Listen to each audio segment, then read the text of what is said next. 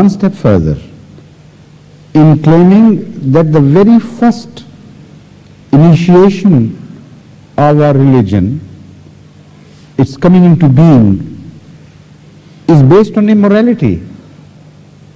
There was no honest founder of religion. They claim that there is no God. Hence there is no God.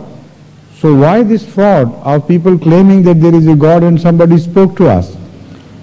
Now, being fraudulent, according to them, no fraudulent person speaks for good purpose, for honest purpose.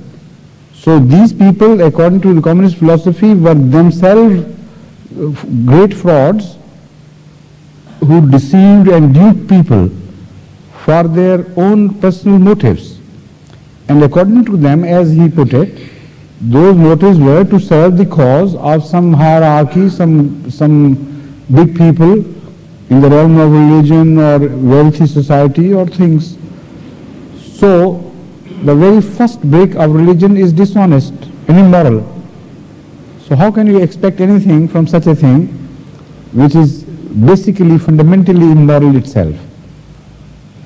This is the whole philosophy of religion, of religion according to communist thinking. Now, what is the answer? Now we come to that part. How can communism rectify all these wrongs without falling into the same pits? This is a very big question. The answer given by them is this, that if an immoral person is not given chance to be immoral, that is the only way of eradicating immorality. They are not in favor of immorality. Although they reject the concept of morality as such, but they don't approve of immorality either, because their very voice itself is raised in the name of morality, in the name of justice. This is morality. In the name of eradicating wrongs and cruelties and trampling of human rights and things, all these fundamental values which are of course moral, the voice of communism again itself is raised on morality, yet it attempts to deny morality. Now this is a very interesting dilemma, very interesting paradoxical situation. If you study communist claim from this point of view, you cannot avoid reaching the conclusion that there is no morality in man except in the foundation of communism. There is no morality in man except to be found in the very founders of communists themselves. The very idea of dispensation of justice was based in an inbuilt deep morality, sense of morality. Otherwise communism would never be born itself. And that morality, according to them, was found in the heart of Marx and Engels and other philosophers of communist world. Otherwise it would never start. To have sympathy for the poor, for the wrong, for the underdog, to be sensitive to the miseries of the people around, that is what gave birth to communism. And what else is morality? If man was basically fundamentally an immoral animal, why this sensitivity and pain for the suffering humanity? But forget it for the time being. Now we proceed further to examine how they claim to rectify the situation without morality. They say that in water, for instance, if the surface in one place is higher or raised higher than the other, it would tend to fall back and become level. But if the whole surface is level, it can never be unlevel by itself. So no temptation. Remove temptation and the crime would disappear. Remove unevenness from the society and the society would perforce become moral, not in the sense as religion calls morality, but willy-nilly it has to become moral. That is, lack of morality will lead to a sort of morality when there is no temptation.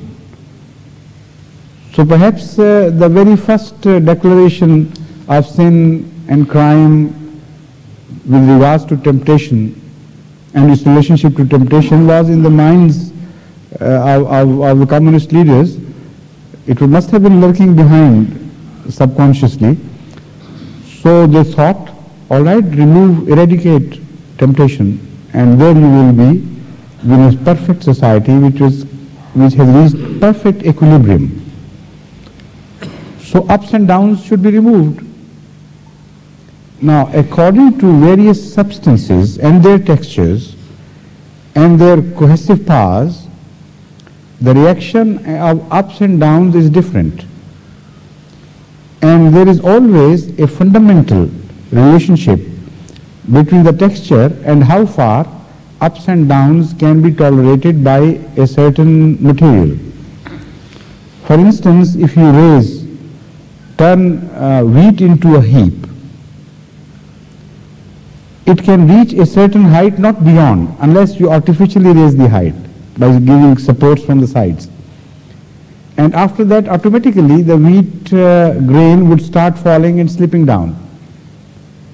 And also you repeat this experiment with rice, and the grains of rice would behave in the same manner, but differently in the sense that the height reached in relation to volume would be different.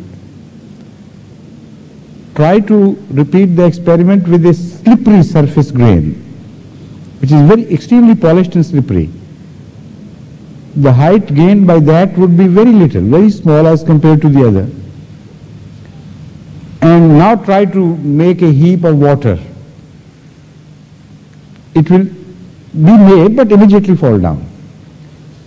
So the society in each country has its own inner weaknesses and has own inner potentials for communist revolutions according to this philosophy. If there is a more sensitive society and the artificial levels of height and depth have reached the critical stage where the society must tumble down of itself, of natural forces, no more toleration can be expected, then such a state would be ripe for communist revolution. And then they would say, all right, remove all heights and differences between height and depth, and everything would fall into one level ground, and then there would be no temptation for anybody. This is apparently a very sound scientific projection of mind, but not a scientific theory in itself. Projection, because it is a very limited projection in only one direction, which conveniently overlooks many other features of human nature. It is not only the unevenness of material resources or wealth which causes this unrest in human society and creates temptation. Man is a very complex animal. Man has so many regions of interest that he must find some ways to rise above his fellow beings.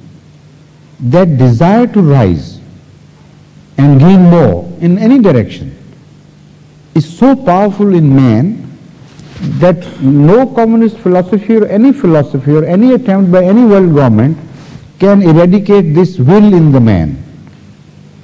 And this is what was wrongly seen as immorality by Marx, because he didn't know the true nature of man. That nature has its root deep in life, roots in ages and ages before man, eons before man was born. This is the fundamental of life itself.